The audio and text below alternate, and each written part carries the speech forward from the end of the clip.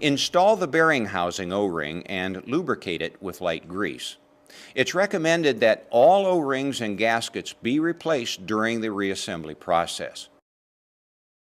Ease the rotating assembly into the pump casing using the installation tool, and be careful not to damage the O-ring. Install the same thickness of rotating assembly adjusting spacers as previously removed, and secure the rotating assembly to the pump casing with the hardware.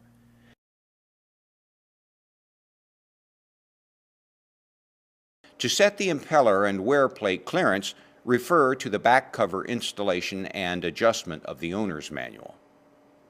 After the rotating assembly is installed in the pump casing, coat the threads of the impeller cap screw with Never-Seez or equivalent compound and install the impeller washer and cap screw.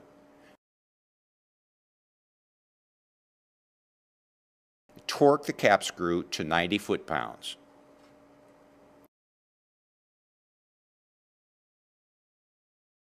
For more information on pump hydraulics, equipment, or application engineering, watch Gorman Rupp's YouTube channel and visit us at grpumps.com.